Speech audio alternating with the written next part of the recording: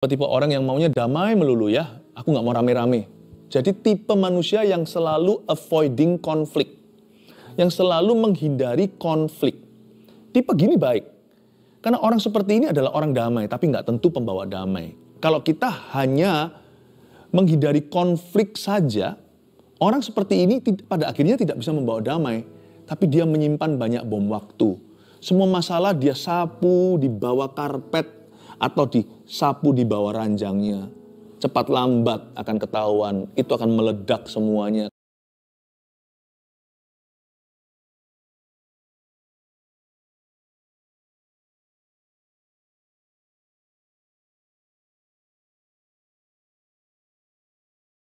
Saya kasih judul sharing saya hari ini, ambil Alkitab dan catatan, waktu Tuhan itu penting sekali. Saya kok merasa harus mengingatkan saudara, mengingatkan jemaat saat teduh bersama, untuk kita itu sungguh-sungguh seksama memperhatikan waktu Tuhan dan belajar untuk taat dan setia.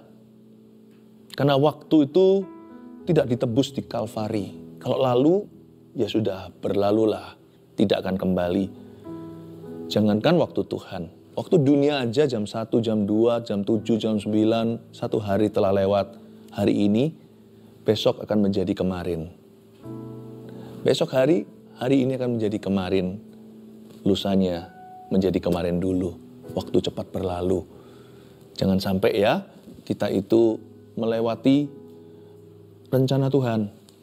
Karena kalau waktu Tuhan tiba, kita harus meresponi. Dan kita tidak bisa mendikte Tuhan, ups, kilaf, sorry, datang kembali. Setiap event kehidupan itu ada rencana Bapa di dalamnya.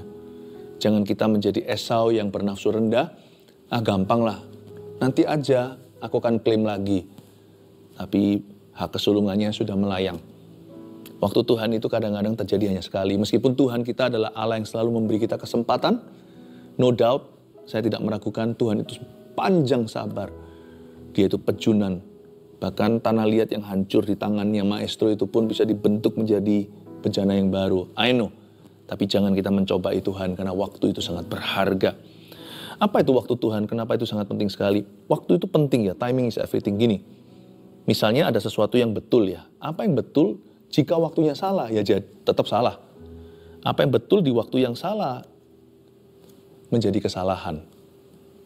Misalnya, saya mau ngomong sesuatu sama orang itu, tapi waktunya nggak tepat. Orang itu mungkin lagi nggak konsentrasi di situ. Lalu saya ajak dialog yang berbobot. Padahal dia sedang sibuk dengan pekerjaannya. Ya pasti nggak keluar pemikiran yang brilian. Apa yang saya sampaikan itu betul. Tapi saya kurang peka. Waktu yang tepat untuk orang itu seperti apa.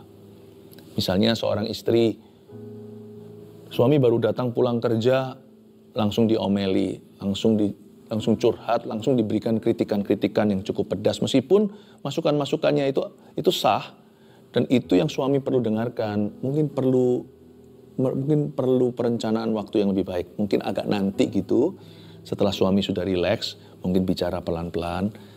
Apa yang betul di waktu yang salah, jadi salah. Timing is everything. Kita baca dulu. Di Pengkhotbah pasal 3 ayat 1-8, saya baca semua ayatnya sekaligus, lalu saya jelaskan satu persatu. Untuk segala sesuatu ada waktunya, ayat pertama. Untuk segala sesuatu ada masanya. Untuk apapun di bawah langit ada waktunya. Ada waktu untuk lahir, ada waktu untuk meninggal. Ada waktu untuk menanam, ada waktu untuk mencabut yang ditanam. Ada waktu untuk membunuh, ada waktu untuk menyembuhkan. Ada waktu untuk merombak, ada waktu untuk membangun. Ada waktu untuk menangis, ada waktu untuk tertawa. Ada waktu untuk meratap, ada waktu untuk menari. Ada waktu untuk membuang batu, ada waktu untuk mengumpulkan batu. Ada waktu untuk memeluk, ada waktu untuk menahan diri dari memeluk. Ada waktu untuk mencari, ada waktu untuk membiarkan rugi. Ada waktu untuk menyimpan, ada waktu untuk membuang. Ada waktu untuk merobek, ada waktu untuk menjahit. Ada waktu untuk berdiam diri, ada waktu untuk berbicara. Ada waktu untuk mengasihi, ada waktu untuk membenci, ada waktu untuk perang, ada waktu untuk damai. Timing is everything, is very important, sangat penting. Waktu Tuhan itu penting sekali. Ayat pertama, Bunyinya begini, untuk segala sesuatu ada masanya. Untuk apapun di bawah langit ada waktunya. Selalu kita belajar peka dengan waktu Allah. Mengapa kita harus berdoa? Karena manusia jasmani dan kedagingan kita tidak akan bisa menangkap naluri-naluri Tuhan. Kita tidak akan bisa menemukan sinyal-sinyal itu unless kecuali jikalau roh kita itu terlebih dahulu diterangi. Makanya saya nggak berani tiap hari langsung aja kerja, langsung beraktivitas. Saya mesti cari dulu wajah Tuhan, supaya hari itu saya lebih mengenalnya. Dan supaya saya bisa menangkap sinyal-sinyal Allah. Saya biarkan jiwa saya ini dipenuhi dengan firman, supaya yang mendominasi bukan pikiran dan perasaan. Soalnya pikiran perasaan cenderung untuk bisa salah tafsir waktu Tuhan. Waktu Tuhan itu penting sekali. Dan nanti keberhasilan saya hari ini bergantung bagaimana caranya saya menerjemahkan waktu Allah dalam setiap keputusan yang saya ambil. Itu maksudnya untuk segala sesuatu ada masanya. Pastikan kita itu menggandeng Tuhan. Pastikan kita itu being timely atau selalu tepat waktu ketika kita harus berbuat sesuatu. Dan jikalau waktunya tiba, kita ready. Hati kita tuh siap sedia. Saya tidak mau ketika Tuhan mau melakukan sesuatu di hidup saya, sikap hati saya salah. Saya pastikan saya punya sikap hati yang saya butuhkan untuk menangkap isi hati Allah. Dalam menimbang-nimbang keputusan-keputusan hidup saya juga harus bisa mengerti. Mungkin ini belum waktu ilahi, jadi saya harus belajar bersabar. Kalau hati orang itu terburu-buru, dia tidak penuh Roh Kudus, tapi bersandar pada pengertiannya sendiri. Jangan-jangan nanti dia kehilangan rasa damai ketika sesuatu terjadi. Kok Tuhan serasa belum menolongnya. Kita bisa aja berakhir kecewa, putus asa, bahkan bisa berakhir depresi. Untuk segala sesuatu ada masanya, untuk apapun di bawah langit ada waktunya. Kapan kita tahu ini waktu apa? Kalau kita dekat kepada Allah. Karena Tuhan yang hanya Tuhan yang bisa mengajari kita. Nak, sekarang waktunya. Nak, belum waktunya. Kamu harus sabar dan tunggu dulu. Roh Kudus itu akan tuntun kita pelan-pelan. Perlahan-lahan dia akan bimbing kita di hati. Seperti ada suara sepoi-sepoi basah berkata ke kiri atau ke kanan. Berhenti di tempat, berjalan. Yang pasti Roh Kudus tidak akan pernah suruh kita mundur. Tidak pernah. Kecuali kalau kaki kita mau melangkah ke dosa. Untuk segala sesuatu ada masanya. Untuk apapun di bawah langit ada waktunya. Coba sekarang kita lihat ya, apa aja kira-kira musim-musim kehidupan. Berbeda silih berganti waktu-waktu ilahi. Ayat 2, ada waktu untuk lahir, ada waktu untuk meninggal. Jadi kita tahu bahwa Tuhanlah yang mendatangkan manusia ke atas muka bumi. Apapun kejadianmu tetap ajaib. Meskipun ada juga orang-orang yang datang ke dunia ini akibat kecelakaan ceritanya. Tetapi kalau Tuhan izinkan, Tuhan yang menenungmu di dalam kandunganmu, engkau tidak boleh merasa tertolak. Tidak ada yang namanya anak haram, itu nggak ada. Yang haram adalah orang tuanya yang melakukan dosa. Anak itu selalu innocent di mata Tuhan. Makanya itu jangan ada di antara kita yang merasa diri itu tidak layak karena dosa papa mama. Ada waktu untuk lahir, belajar untuk bersyukur pada Tuhan. Kejadianmu itu dahsyat. Ada waktu untuk meninggal. Ini mengingatkan kepada kita bahwa hidup itu sangat fragile. Kita datang juga nggak diduga. Mana ada di antara kita waktu mau jadi orok atau jadi bayi, kita sudah packing dulu, kita sudah tahu, nggak ada. Tiba-tiba aja kita sudah ada di sini. Waktu kita sadar kita sudah agak besar sedikit, iya ya, sudah balita, sudah ada memori. Waktu bayi kita nggak ingat apa-apa sama sekali.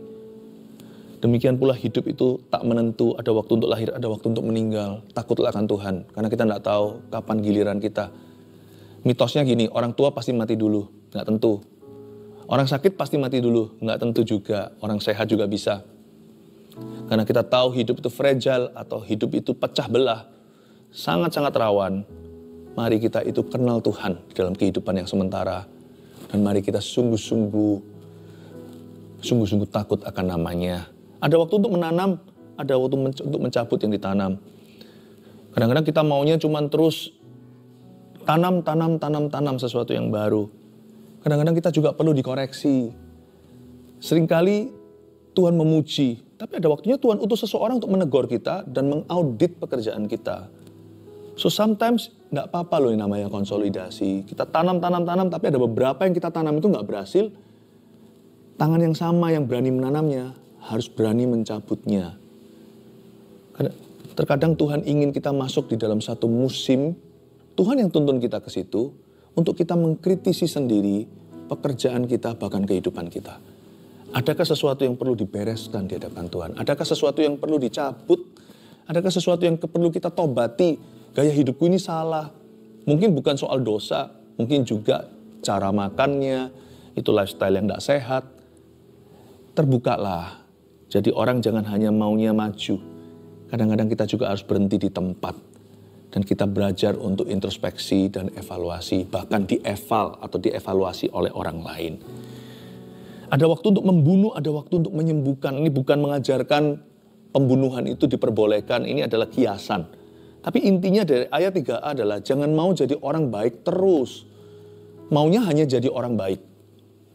Tapi kadang-kadang kita juga harus menjadi orang yang tega. Anda lihat ya, ada orang di society, di masyarakat ini maunya selalu jadi orang baik.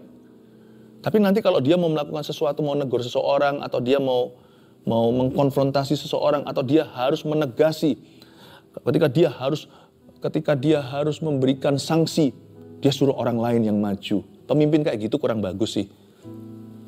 Kalau yang bagus dia lakukan sendiri. Kalau hal-hal yang memang perlu dilakukan oleh pemimpin itu dia pakai tangan dan kaki. Berpolitik lagi, banyak trik dan intrik. Jangan begitu, ada waktu untuk membunuh, bukan hanya selalu untuk menyembuhkan. Kadang-kadang tangan yang sama yang elus-elus anaknya juga harus kasih rotan. Saya tidak ajarkan untuk kita pakai kekerasan waktu kita didik anak. Saya nggak pernah pakai kekerasan, saya nggak main pukul-pukul anak-anak saya. Rotan di sini kiasan juga. Mulut yang sama berkata, good job my son, bagus sekali. Kadang-kadang kita berkata, I'm disappointed. Saya sangat kecewa, Papa sangat kecewa dengan perbuatanmu. Jangan bilang kecewa sama orangnya ya, jangan bunuh karakternya. Papa sangat kecewa dengan sikap hatimu. Sikapmu yang salah. Papa sangat kecewa dengan attitude-mu itu, dengan sikapmu. Papa sangat kecewa dengan perbuatanmu. Ada waktu untuk membunuh. Kadang-kadang kita perlu membunuh pride, foolishness, kebodohan di dalam hati seorang muda. Jangan maunya hanya sekedar nina bobokkan. Nanti yang mendidik anaknya itu biarkan nanti, gampang lah. Seorang ayah berkata, biar mamanya. Atau mama papa juga tidak mau. Nanti biar guru sekolah minggunya, gitulah bahasa kunonya. Atau biar pendetanya. Nggak bisa, ada waktu membunuh. Ada waktu untuk menyembuhkan. Jangan jadi orang baik melulu.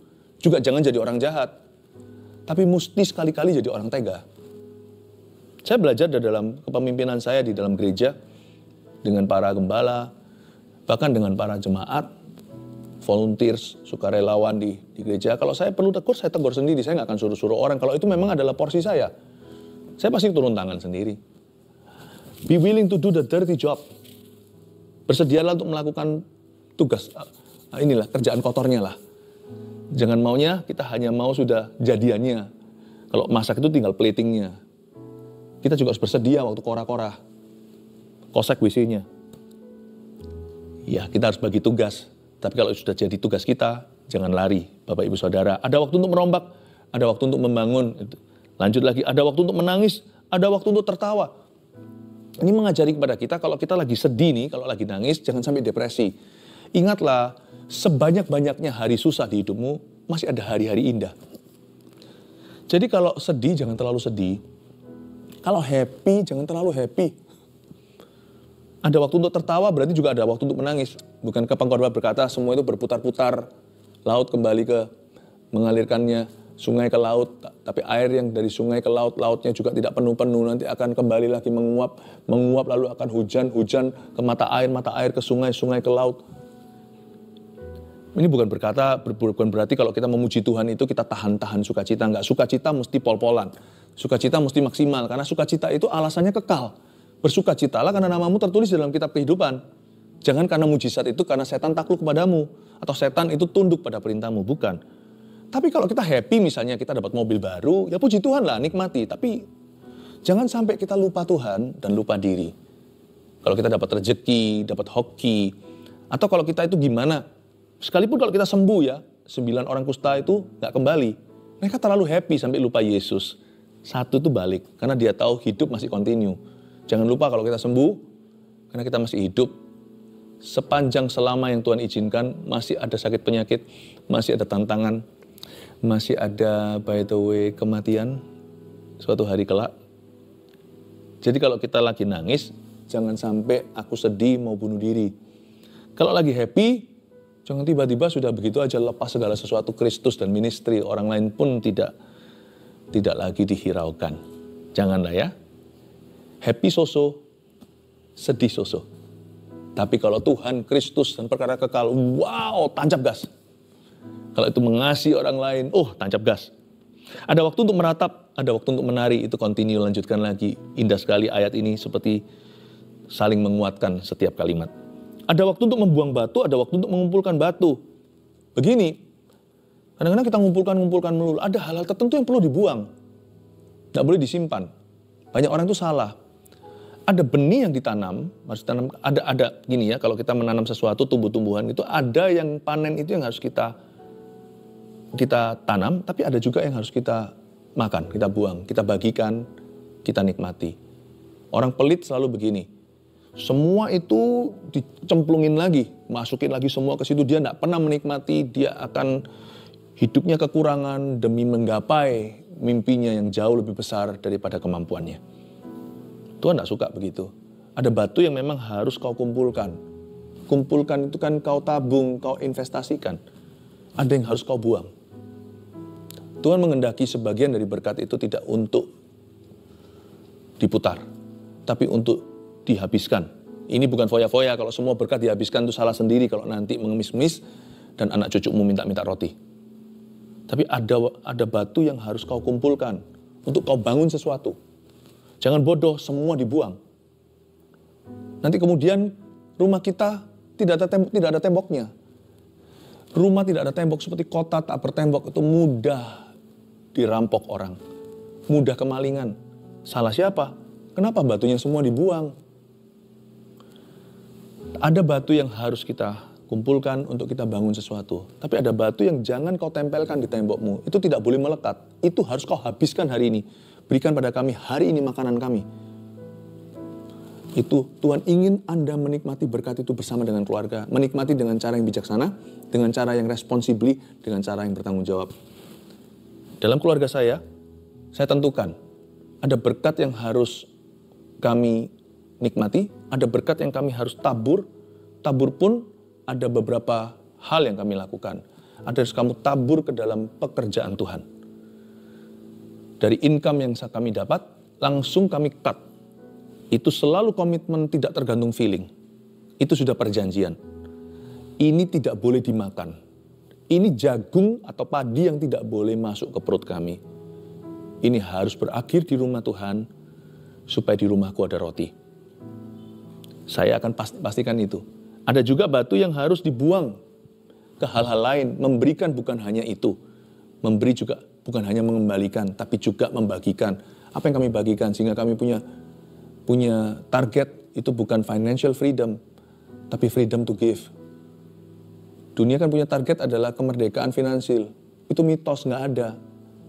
Sampai kapanpun orang pasti mengejar lebih. Yang ada hanyalah freedom to give atau kemerdekaan untuk memberi dan berbagi. Tapi ada hal-hal tertentu yang kami tahu bahwa itu adalah alokasi berkat untuk keluarga yang harus kami nikmati dalam lifestyle gaya hidup yang bisa dipertanggungjawabkan. Kami nikmati orang mau sirik, mau iri. Saya tidak akan say sorry kepada Tuhan karena Tuhan yang taruh itu untuk kami sekeluarga to enjoy His blessing, untuk bisa memberkati berkat yang sah di dalam kehidupan kita. Jangan saling melirik satu dengan yang lainnya, jangan saling membanding-bandingkan. Berbahagialah untuk mereka yang punya lebih, be happy for them. Banggalah untuk mereka, jangan iri sama sekali. Dan jangan gaya kalau kita punya lebih dari orang lain ketika kita melihat mereka yang masih berada di bawah kita. Kalau kita di atas jangan sombong, kalau di bawah jangan minder. Belajar puas dengan berkat sendiri dan bersyukur senantiasa. Ada batu yang harus dibuang, ada batu yang harus dikumpulkan. Ada waktu untuk memeluk, ada waktu untuk menahan diri dari memeluk. Saya punya anjing di rumah, kami punya pet, punya hewan piaraan. Kadang-kadang kenapa anjingnya susah untuk di-training ya, dilatih? Karena kalau dia lagi salah, meskipun dia lucu, kalau kita lus dia dapat message yang beda. Bagi kita sih no big deal, nggak masalah. Misalnya dia pipis sembarangan gitu ya, lalu kita angkat dia karena lucu ya, kita lus gitu. Bagi dia itu afirmasi, oh berarti good job dong ini boleh dong ini berarti. Kalau dia lagi salah, tahanlah diri untuk memeluknya. Jangan kasih pujian, jangan kasih afirmasi, jangan kasih peneguhan. Kita juga harus mengerti pesan apa yang kita berikan pada orang lain. Belajarlah peka. Ini bukan soal hewan piaraan.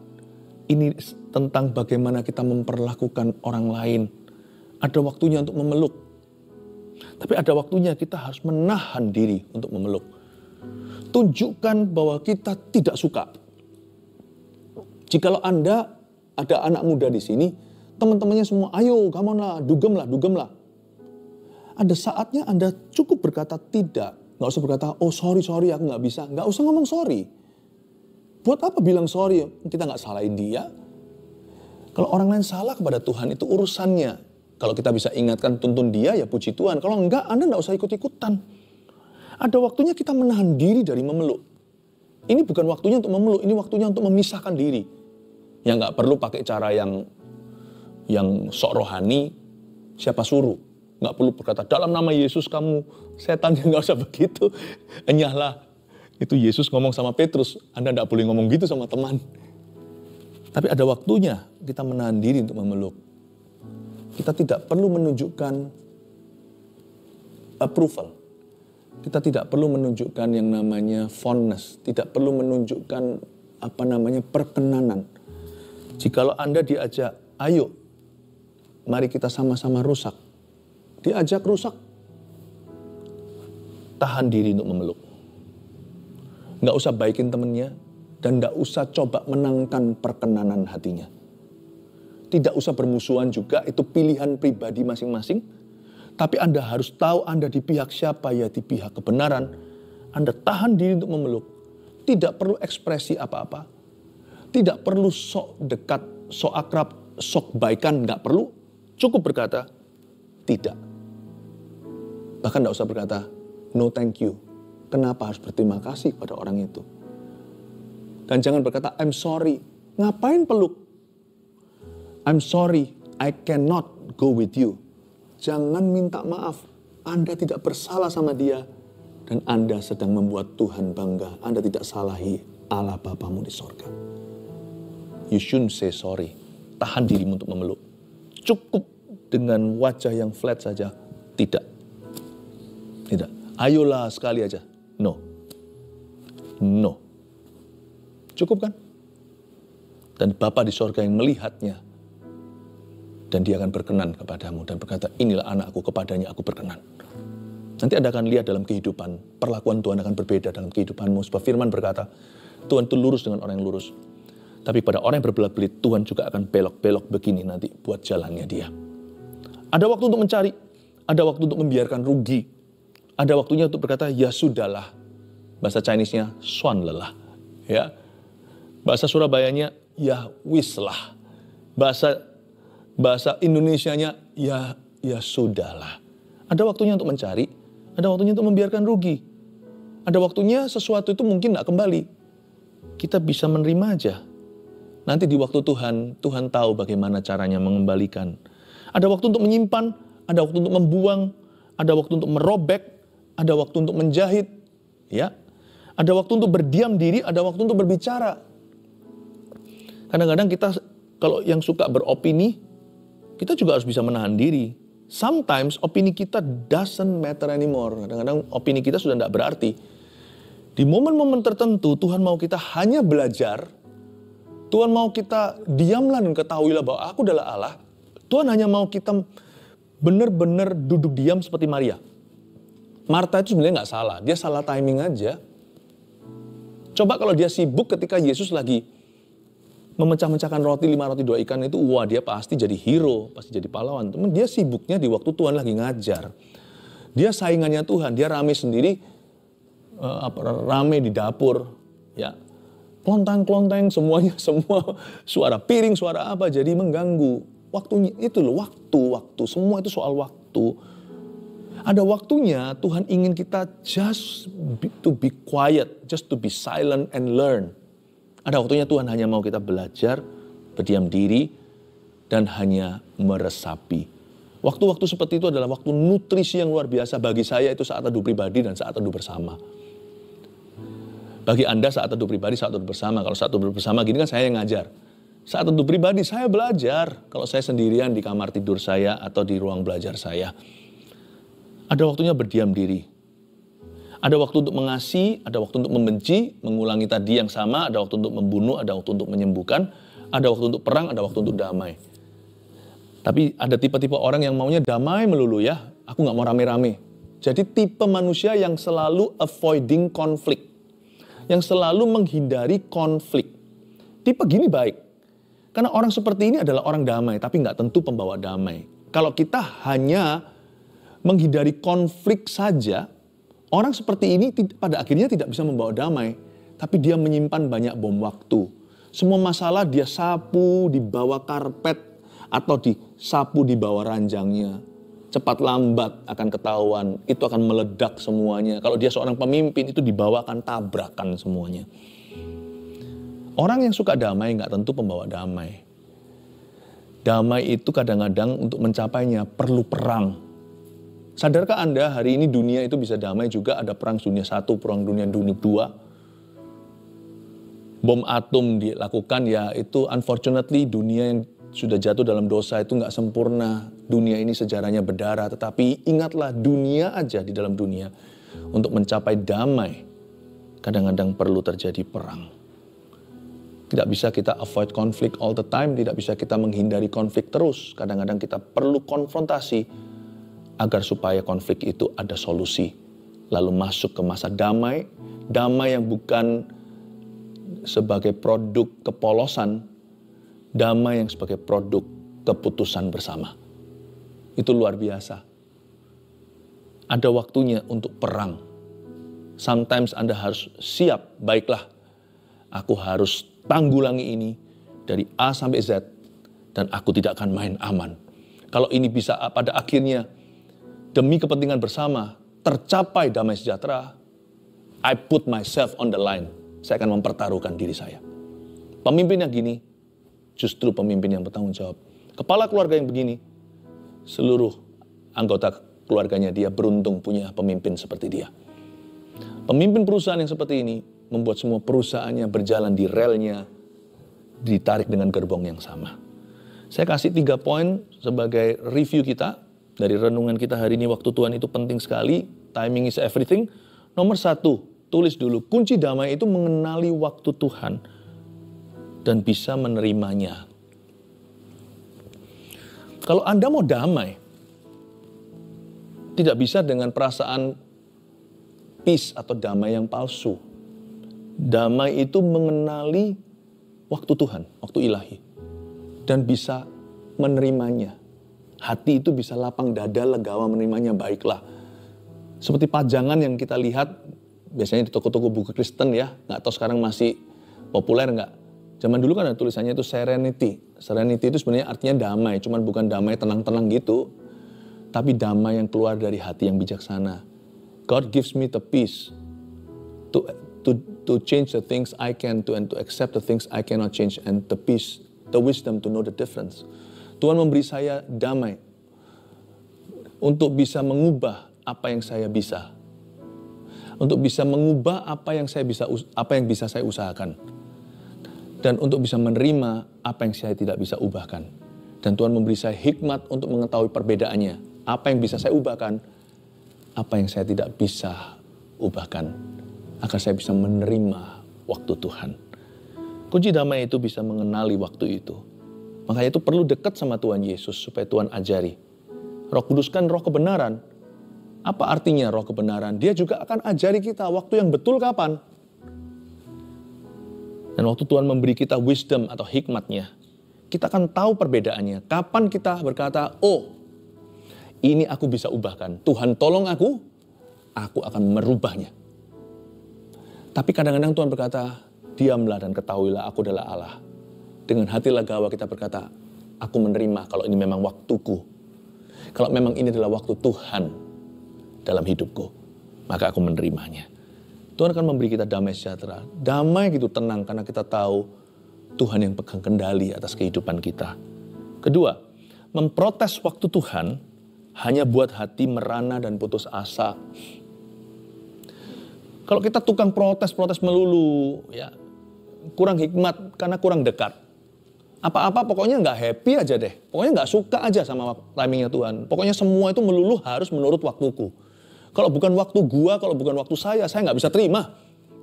Orang kayak gitu ya, nanti dua hal. Dia pasti merana terus.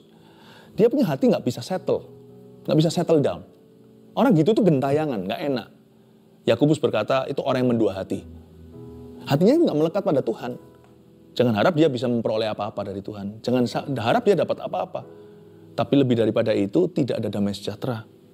Bukan hanya itu saja, dia akan cenderung putus asa. Dia pasti pada satu titik dia berkata, aduh, aku nggak kuat lagi. Kalau kita menentang waktu Tuhan, lama-lama kita yang kebakaran. Nanti berujung orang begini itu selalu memberontak. Jadi kecewa sama Tuhan, jadi pelarian. Hati-hati ya, jangan protes melulu. Kalau kita nggak tahu, doa seperti Yesus di Getsemani. Bukan kehendakku, tapi kehendakmu yang jadi. Nomor 3, bagian kita hanyalah, simple sederhana. Bagian kita hanyalah menaati perintah Tuhan tepat pada waktunya. Udah itu aja, step by step, heart to heart, langkah demi langkah, hati demi hati. Hati-hatilah ikut Roh Kudus. Jadi kalau kita itu dikasih Tuhan perintah hari ini, dari firman Tuhan yang merema, itu berarti tuntunan Roh Kudus. Seksamalah mengikuti bimbingannya. Kalau Tuhan kasih kita satu perintah hari ini, taati itu saja. Karena berarti itu relevan buat Anda sekarang. Dan setiap langkah ketaatan Anda itu akan menuntunmu ke final destinasi atau kepada tujuan akhirnya.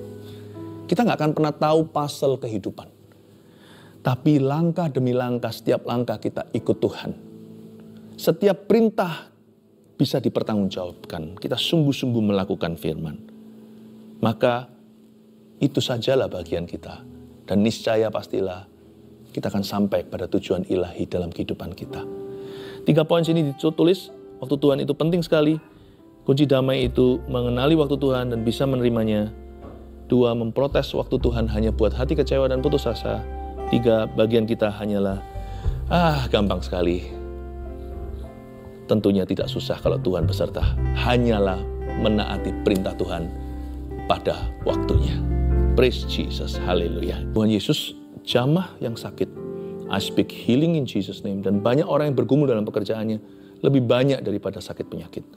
Hari-hari ini orang mengalami permasalahan di dunia kerja itu tidak pernah terjadi 10 tahun yang lalu yang gitu-gituan. Tapi aku berdoa ya Tuhan, tilik umatmu satu persatu. Bukan 10 per 10, one by one please. Berikan kemenangan Tuhan di dalam nama Yesus. Aku rasakan urapan kemenangan menjamah seseorang. Terima kasih Tuhan, pembelaanmu dahsyat. Dalam nama Yesus, haleluya. Amin.